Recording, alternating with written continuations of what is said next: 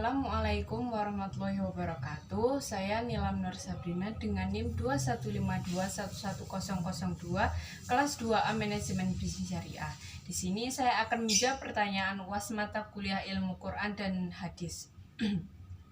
Yang pertama, urgensi ilmu Quran dan ilmu hadis. Urgensi ilmu Al-Quran akan mendapatkan kecerdasan, akal yang gemilang, hati yang sehat, lapang, tenang, tentram, mendapatkan petunjuk, hidup yang terarah, dan rahmat atau pemberian yang baik dari Allah SWT. Urgensi ilmu hadis dapat mengetahui perkembangan hadis dan ilmu hadis dari masa ke masa. Selain itu, kita juga dapat mengetahui rekam jejak ulama terdahulu dalam mengumpulkan, memelihara, dan meriwayatkan hadis-hadis dari Nabi Muhammad SAW. Al-Quran dan hadis adalah sumber pedoman hidup dan sumber hukum, dan ajaran Islam tidak dapat dipisahkan satu sama lain. Al-Quran adalah sumber pertama dan utama yang mengandung banyak ajaran umum. Oleh karena itu, hadis sebagai sumber ajaran kedua dapat menjelaskan keumuman dari Al-Quran itu sendiri. Yang kedua adalah yang membedakan antara orang yang memiliki wawasan tentang ilmu Quran dan ilmu hadis dengan yang tidak memiliki sama sekali. Adalah orang yang memiliki wawasan tentang ilmu Quran dan hadis memiliki derajat yang lebih tinggi daripada yang lainnya. Hidupnya lebih terarah, takut kepada Allah SWT, diberi kebaikan di dunia maupun di akhirat. Segala sesuatu yang dilakukan pasti sudah dipikirkan secara matang dan pasti berada di jalan yang benar. Sedangkan orang yang tidak memiliki wawasan ilmu Quran dan hadis, pasti hidupnya akan lebih mudah terjerumus pada perilaku yang tidak terpuji. Karena dia tidak paham ilmu Quran dan hadis, maka dia akan bertindak semaunya walaupun yang dilakukan itu salah, karena dia tidak memiliki pedoman apapun. Yang ketiga, pokok-pokok pembahasan yang ada dalam ilmu Quran dan ilmu hadis. Pokok-pokok pembahasan ilmu Quran yaitu yang pertama, nuzul atau tempat turunnya Al-Quran. Yang kedua, sebab-sebab turunnya ayat Al-Quran. Yang ketiga, ilmu tentang penulisan mushaf Al-Quran. Yang keempat, teori nasih dan mansuh, yaitu ayat yang menghilangkan dan yang dihilangkan dalam Al-Quran. Yang kelima, teori muhkam wal mutasyabih, yaitu membedakan informasi yang hak dan yang batil. Yang keenam, teori ijaz Al-Quran, yaitu menampakkan kebenaran Nabi Muhammad dalam pengakuan orang lain. Yang ketujuh, kisahul Quran atau kabar-kabar yang bermakna berita dalam Al-Quran. Pokok-pokok pembahasan yang ada dalam ilmu hadis antara lain yang pertama, ilmu rijal al-hadis, ilmu tentang perawi hadis, baik itu dari sahabat atau tabi'in. Yang kedua, ilmu al-nas wa al-mansuh, ilmu tentang hadis-hadis yang menghapus hukum nasih dan hadis-hadis yang hukumnya dihapuskan atau mansuh. Yang ketiga, ilmu talfiq al-hadis, yang kompromikan hadis-hadis yang dahirnya tampak bertentangan dengan hadis-hadis lainnya. Yang keempat, ilmu ilal al-hadis, membicarakan hadis-hadis yang secara zahir kelihatan sah, namun kemudian terdapat beberapa kekeliruan, kesalahan atau cacat di dalamnya. Yang kelima, ilmu asbab al-wurud al-hadis, yakni ilmu yang menjelaskan latar belakang, sebab-sebab atau konteks di mana hadis tersebut terjadi. Yang keenam, ilmu al-jahr wa at-ta'dil, yaitu ilmu yang digunakan untuk menilai atau mengkritik para perawi hadis. Yang keempat adalah ilmu hadis dispesifikasikan menjadi dua ilmu, yaitu ilmu hadis riwayah dan diroyah.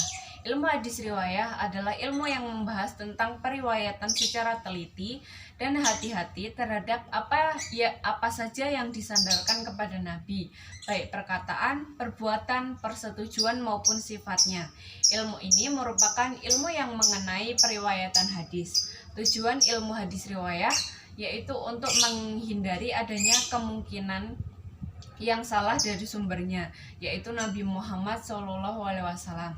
Sebab berita yang beredar bisa jadi bukan hadis, melainkan ada berita lain yang sumbernya bukan dari Nabi, atau bahkan sumbernya tidak jelas sama sekali. Selanjutnya, ilmu hadis diroyah adalah ilmu yang membahas tentang kaidah-kaidah untuk mengetahui keadaan sanad dan matan hadis serta menentukan kesahihannya.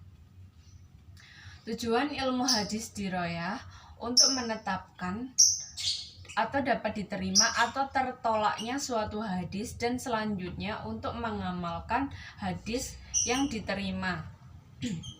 Membahas tentang cara-cara yang dipakai dalam menerima dan memberikan hadis, sifat-sifat perawi, ketersambungan sanad dan keputusannya, kesesuaian matan dan kejanggalannya, dan lain-lain, sampai hal-hal yang terkait dengan periwayatan secara makna. Yang kelima adalah perbedaan hadis, sunnah, atsar, khobar, qudsi adalah: yang pertama, hadis, segala sesuatu yang disandarkan kepada Nabi Muhammad SAW, baik itu ucapan, perbuatan, persetujuan, sifat fisik maupun kepribadiannya. Contoh, Miftahul Jannati as-sholah, hadis riwayat Ahmad, artinya kunci surga adalah sholat. Yang kedua, sunnah, segala sesuatu yang dinukil dari Nabi Muhammad SAW, baik itu ucapan, perbuatan, persetujuan, sifat fisik, kepribadian maupun perjalanan hidup, baik itu sebelum diutus maupun sesudah diutus. Contohnya, menjaga sholat sunnah rawatib, maukan dibangunkan rumah di surga, hadis riwayat Muslim nomor 728. Hadis atsar. Atsar secara bahasa berarti bakiyatu asyai, yang berarti sisa dari sesuatu atau jejak, segala sesuatu yang disandarkan kepada Nabi Muhammad. Contohnya, sholatlah di belakangnya dan tanggungan dia bid'ah yang dia kerjakan. Hadis khobar. Khobar adalah segala berita yang datangnya dari selain Nabi Muhammad. Khobar bisa dari orang-orang terdekat Nabi yang dikenal soleh dan dapat dipercaya, yaitu sahabat dan tabi'in. Contoh hadisnya yaitu: Islam itu mulainya asing dan akan kembali asing seperti semula, maka beruntunglah bagi orang-orang yang asing. Hadis qudsi. Qudsi adalah hadis yang diriwayatkan oleh Nabi Muhammad SAW dari Allah SWT. Hadis qudsi ini juga terkadang disebut dengan hadis rabbani atau hadis ilahi.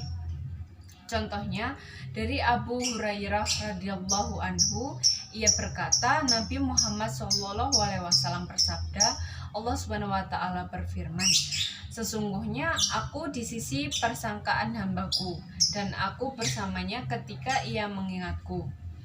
Jika ia mengingatku di dalam dirinya, maka aku mengingatnya di dalam diriku. Dan jika ia mengingatku di kumpulan orang, maka aku mengingatnya di kumpulan orang banyak yang lebih baik dari mereka. Di kalangan jumhur ulama berpendapat bahwa hadis, khobar, dan atsar tidak ada perbedaannya atau sama saja pengertiannya, yaitu segala sesuatu yang dinukilkan dari Rasulullah SAW, sahabat atau tabi'in, baik dalam bentuk ucapan, perbuatan maupun ketetapan, baik semua itu dilakukan sewaktu-waktu saja maupun lebih sering banyak diikuti oleh para sahabat. Sekian dari saya, itu saja yang dapat saya sampaikan untuk menjawab soal UAS ilmu Quran dan hadis. Wassalamualaikum warahmatullahi wabarakatuh.